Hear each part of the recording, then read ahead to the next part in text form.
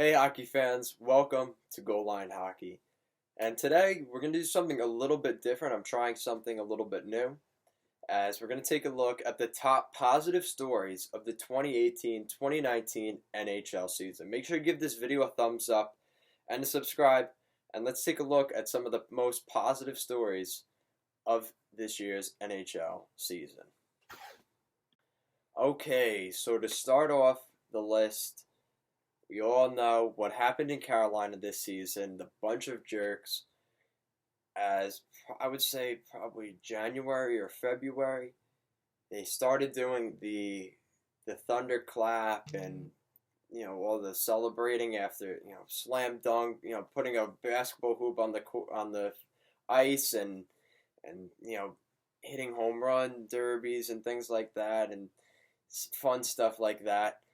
And Don Cherry came out and called them a bunch of jerks on Hockey Night in Canada in the Coach's Corner segment that he has been doing for who knows how long at this point. And he called the Carolina Hurricanes and their fans a bunch of jerks for doing what they do.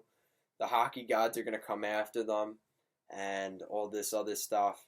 So I thought that was pretty funny. And the team rallied around it this year. And they went on a really nice run.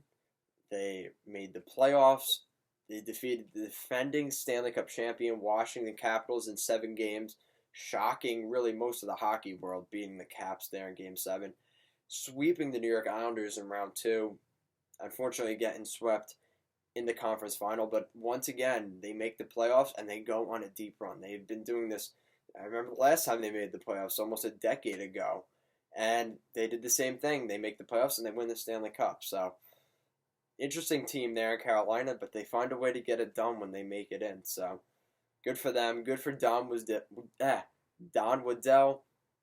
He is one of the nominees for GM of the year, so congratulations to him. And it's really been a great story there in Carolina. Next team is the Dallas Stars. And the Dallas Stars, same sort of situation as the Hurricanes, a little bit different though. It was basically self-inflicted wounds in my opinion. Owner of the Dallas Stars, Jim Lights, Jim Nill is the GM. Jim Lights comes out and calls the team a bunch of explicit, horse, you know what, and he basically said the team's awful. Where are my stars? I'm paying Jamie Benn and Tyler Seguin all this money, and they're not able to get this team into a playoff position. And to be fair, they were right outside a playoff position. It's not like they were dead in the water and not making the playoffs. But he did have somewhat of a point. Tyler Seguin and Jamie Benn maybe aren't as big of superstars as we all thought. But to call them out in public, especially in today's world, it's a little bit messed up. And, teams or players, especially in free agency, are going to look at that and say, oh, is that the owner? Oh, yeah, I don't really want to go there. That owner kind of calls out his superstars. I don't want to be called out for no reason. So it doesn't look good on your organization when you're calling out your superstar players that are really the guys holding your team up. So they have all these issues. Everybody's talking about this whole thing from Jim Lights, and the team goes in, makes the playoffs. Of course, they get the first wild card. They have to play the Central Division, champions, the Nashville Predators, and they beat the Predators in 6 games. A wonderful series, really a pretty rough and tough series, and they won that series in 6 games, believe it or not. So that was pretty cool. They go to the second round. They lose in the second round to the St. Louis Blues, but still, I mean, what an unbelievable story for the Dallas Stars and the turnaround they had from the comments from the owner. They were able to, build around that. They brought in Matt Zuccarello, who got hurt when he first got there, blocking shots. Then comes back. They make the playoffs, have a pretty good run. So, pretty nice story there in Dallas, and the goaltending as well. The goaltending really stepped up. We've, for years, talked about Kari Lehtinen and Antti Niemi having issues in terms of goaltending for this team, but man, they look good with Ben Bishop and Anton Hudobin this year. So really, really good news there for the Dallas Stars, and it seems like the team's on the trajectory upward. We saw the emergence of Rupe Hentz, Miro Heiskanen, so really exciting for the Dallas Stars moving forward, and they got a bright future ahead. So that's definitely some good news for the Dallas Stars, something they haven't had really recently. So good for them. Now moving on to the Montreal Canadiens. So Montreal, I mean, some of those rookies really came out this year and had some great seasons. And talking about the guys like Ryan Poehling at the end of the year, I'm still so amazed by how he played at the end of the season there for the Habs. What a season for Jesperi Kotkaniemi. A lot of people had, when the Canadiens drafted him, took a lot of flack for drafting him where they did. Felt they probably could have gotten another guy. But that always happens. We saw that with Pierre-Louis Dubois in Columbus, and you see it all over. But it seems like they made a pretty good decision with Kotkaniemi. He's dealing with the pressure there in Montreal pretty well, and he's going to be a big part of this team moving forward. And they've got a lot of young guys coming up in the future. Really, really exciting. You got Nick Suzuki, Joel Teasdale, who just won the President's Trophy with the CHL. So, the future looks bright for the Canadiens. And they were, they didn't make the playoffs, unfortunately, but Bergevin definitely gave this team some light at the end of the tunnel, some hope for next season. And if they have a good summer, they're able to bring in a good winger or two. This Canadiens team could be legit and contending in that Atlantic Division. Also, that's why I'm wearing this jersey, the Islanders. Last season, I don't know what I would have done if I started this channel a year ago, because I was so upset with the whole Tavares situation, and I remember I stayed up the entire night the day before July 1st, just waiting to hear that John Tavares was re-signing with the Islanders before that deadline, and it never happened. And then I heard that he was walking around his pool, and I'm like, oh no, this can't be good. What is he? And then there was something that he was in Toronto, and I'm thinking, oh crap. So, man, that was definitely scary, and then he resigned there, and man, I took a lot from my friends and everybody around me about Tavares. I was embarrassed to wear Islander shirts over the summer last year. It was awful. And the signings they made, Leo Komarov, bringing back Matt Martin, which I was okay with. But, man, that was tough. That was really tough. And things worked out for the Islanders in the end. They had a really great season. Robin Lehner and Thomas Greiss played unbelievable. And I'm so happy for them. Robin Lehner coming out mid-season, telling us his story. He came out with that story at the beginning of the year, but it seemed like people kind of picked up on it, halfway through the season.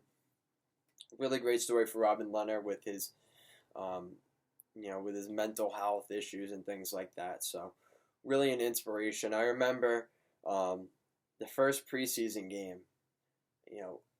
I look back on it now, and I wish I bet money on the Islanders making the playoffs and doing everything they did, because I remember 2 years ago I went to an Islanders preseason game, the same one they played the Philadelphia Flyers every time for that first game at the Coliseum in the preseason, and John Tavares scored the overtime winner in that preseason game, and obviously he wasn't there this year.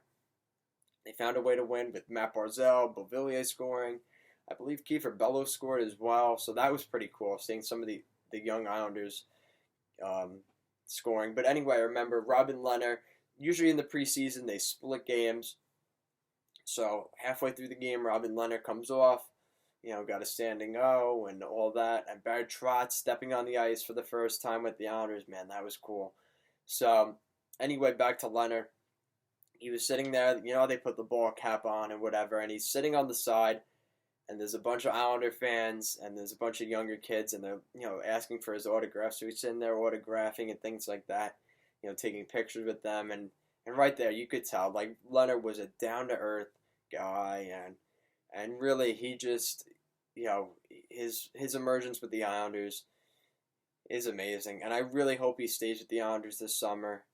Um, Really, if he re-signs with the Islanders, I'm gonna have to get his jersey. He's really, a really down to earth, heart and soul guy. He has my number though, which I'm not okay with, because if I ever make the Islanders, not that I will, but number 40 is my number. That I love that number. So um, that's besides the point. But either way, the Islanders, great season for the Islanders.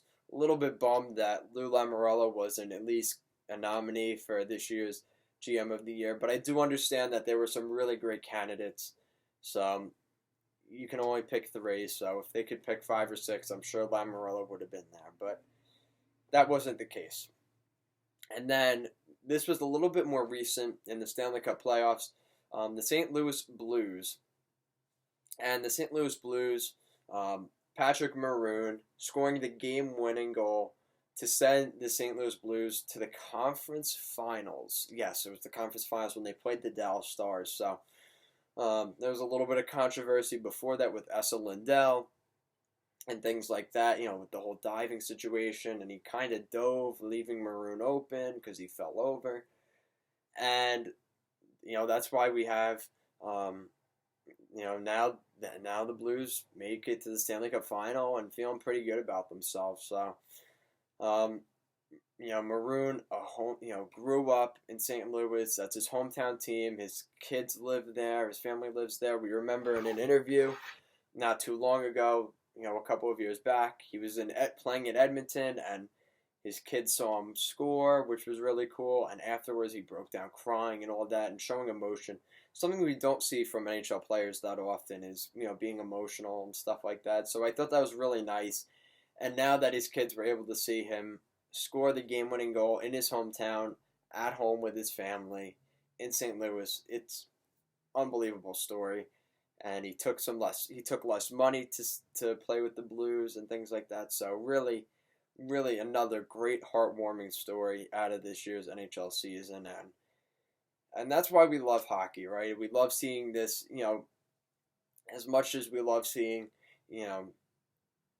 these guys being, kind of quiet and ownership not wanting them to talk very much and release too much or get someone in trouble or themselves. The Hurricanes really coming out and kind of changing the culture with, with their win celebrations. Montreal's growing team, as well as the Islanders and St. Louis with a guy like Patrick Maroon, a really down to earth guy. So thank you for watching us here at Goal Line Hockey. Make sure to give this video a thumbs up and to subscribe. Check out our other content as well. We have lots of, I'm finishing up a season outlook series talking about all the NHL teams and the season they had and the summer they will have and things like that. So, as well as all the latest NHL signings and trades and things like that. So, thank you for watching. Have a good day, everybody.